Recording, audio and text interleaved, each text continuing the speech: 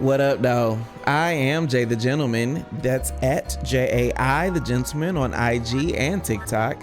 It's Wednesday, so this is a new episode of Dear Black Gay Men Podcast. This is our short, bullshit-free step out of our comfort zone to talk about all the emotional ups and downs along the journey to happiness. Hopefully, this is our midweek reminder of how dope it is to be black gay men who love black gay men. I am Jay the Gentleman. This is Dear Black Gay Men Podcast. Let's get into the episode. The other week, I talked about 2 times where my sex was trash. I accept it. I fully accept it. I acknowledge it. I have grown from it, I hope. I also talked about the reason why I'm saying I hope I grew from it. But I think it's important to talk about why it was trash. Previously on the podcast, I said my superpower is when after I put my dick in you, I can read your whole life story. I see it. And I really wish I could take y'all on a journey with me into my head when I'm entangling. But I can literally see the way that you have tried to heal from trauma. That's really what I'm seeing, what I'm feeling. Because I know that, because every time that any of us lay down, parts of us are sensitive. Not just, your spot, but there are parts of our body that reflect parts of our spirit that are sensitive. And I truly believe that part of my gifting is being able to tap into that. Now, it does take either a whole bunch of good questions or some sex to get there, but I think that is my gifting. And the reason for that is because sex, just like an interview, to me at least, granted enough, I am always the internal person, but sex, just like an interview on my show, is I try to create a space of vulnerability. I try to make sure that I'm communicating in my words and my actions that I'm not going to hurt you. I'm not going to compromise your integrity. I'm not going to ask a gotcha question, but I do want to genuinely understand you.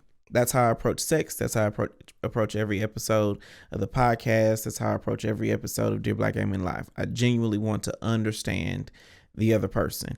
Even if I disagree with it, at least I can understand what I'm disagreeing with. And so my sexual, the way my sex comes up is very exploratory. Like the first, I'm always going to be trying to figure out how do I better connect with you. That has backfired previously. I've connected or given the idea that I was connecting with people who I was really just entangling. I have given husband dick to fuck boys. I have given fuck boy dick to people that I probably could have been husband material. And so as I get older, I'm managing who gets what kind of experience of me. But generally speaking, like I'm looking for the way that we can connect deeper. That is my motivation, my MO, my modus operandi, my intention every time that I lay down, right? But in a previous episode, I talked about 2 specific instances where the sex wasn't good. The sex was not good. Now, I won't talk about about what they did, because I don't know if the sex was good or not to these 2 people, but I do know on my end, the piece of it that I gave, the piece of it that I received was not, it wasn't anything to call home about. And I know from my perspective that the reason for that was the connection. I would wager that from a receptive partner's point of view, because as much as I don't bottom that often, my mindset is that of a receptive partner. From a receptive partner's point of view, there are many people who do not have the biggest dick. There are many people who do not have the thickest dick. There are many people who don't have the best body, but they can give a good experience because of the connection. Most people, and y'all can argue me down in the DMs and share it on your story, but most people, I would argue, that are receptive partners would say that the one thing that trumps the size of your dick is the vibe. If the vibe ain't vibing, no number of inches or girth can overcome that. But what happens is these tops out here want to fuck like they in some OnlyFans clip, and they think that the sex that looks good on a camera is a sex that feels good in person. And that, in my experience, my lived experience, and all the people that I've talked to that have taken some dick, those two things are usually polar opposites.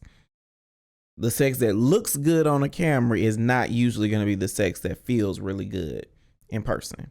And so the two people that I had not good sex with, the vibe was off. I started this conversation by saying that when I put my dick in you, I see things. The first person, I told the story in the last episode of the podcast. He has an OnlyFans page that from the looks of it is pretty active.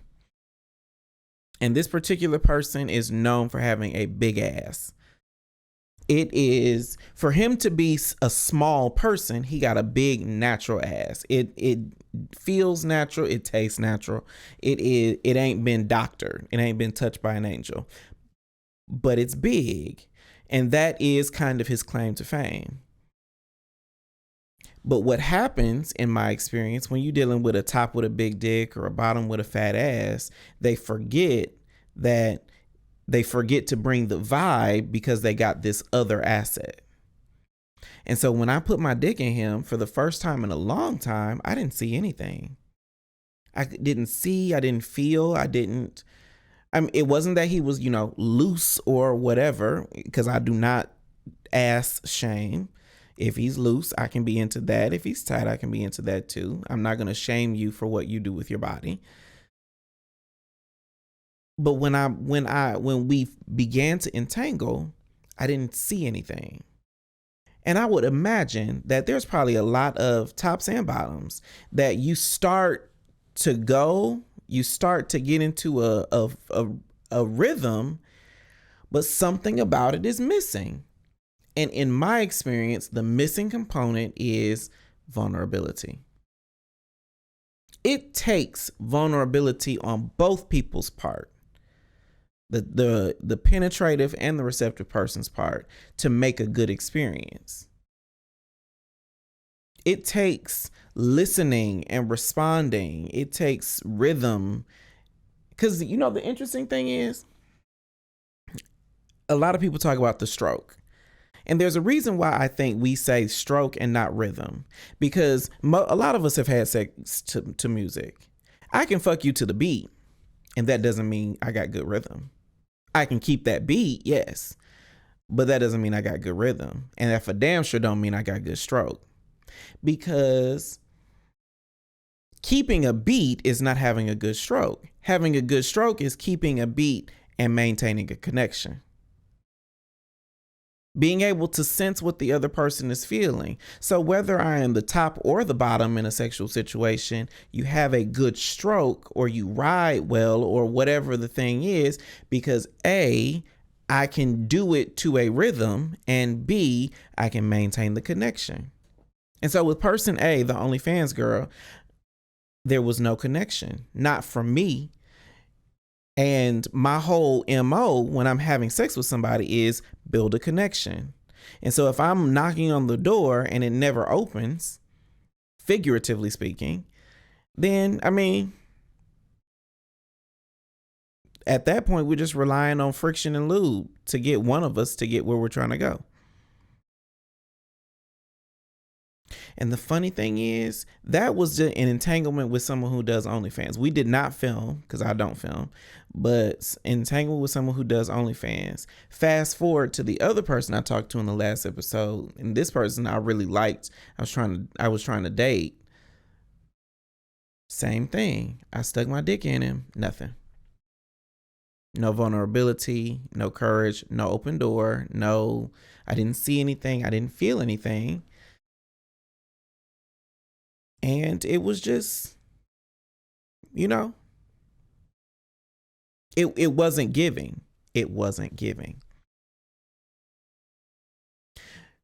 But both of those instances, I think, lend to a bigger lesson, that there is no aspect of being a Black person that is not enhanced with vulnerability. In order to be an activist, you got to be vulnerable. In order to be a great interviewer, got to be vulnerable. Oprah demonstrated that. She was vulnerable every day. You would see her cry, you would see her laugh, you would see everything. And that's why everybody watched her. In order to be a great top or bottom, vulnerability. In order to be a great musician, a great singer, a great editor, because I edit all the footage on my show, it takes vulnerability. I got to be vulnerable enough to acknowledge, oh, I don't know how to do that, but I want to, so let me figure it out. There is no aspect of being Black that is not enhanced by allowing us to see who you actually are. And that process, that the seeing of who you are, is called vulnerability. And a lot of people think of vulnerability as raw, as if, you're going to walk around with your bodily organs on the outside of you and allow anybody to just jab and punch you. And I don't think of vulnerability like that. I think of vulnerability as courage. Like, it takes some guts to be vulnerable, to open yourself up potentially to hurt, but also to open yourself up equally to joy, to peace, to love, to the best aspects of life. Yeah, you could get hurt, but you could also have the time of your life. And that space of, yeah, this could happen, but this other thing could really happen too. That's the best thing in life. That's where good sex happens. And that is where I did not get with either of them. But to that end, I still thank those two people, because those are the two people. Now, granted enough, I have not taken a poll of those who have fucked me or gotten fucked by me, but I know that these two particular situations weren't good because there was no vulnerability on my part or theirs. But I do appreciate them. And no, let me not say there was no vulnerability on my part. There was vulnerability. And in being vulnerable, sometimes shit gets fucked up.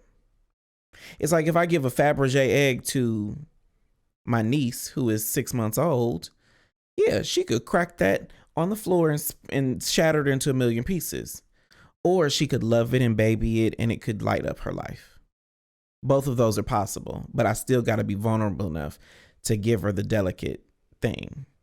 Same thing in sex.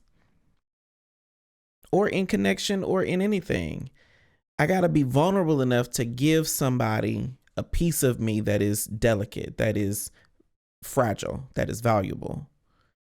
And yes, they may fuck it up. There may be no connection. It may be trash, or it could be great. It could be amazing. But the start of the amazing is vulnerability. So, dear Black gay men, let your guard down sometimes. We waiting on it.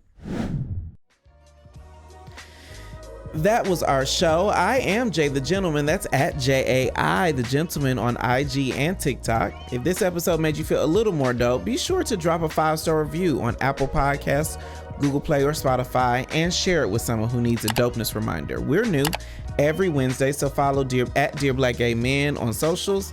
I am Jay the Gentleman. That was our show, and I will talk to you next time. Bye.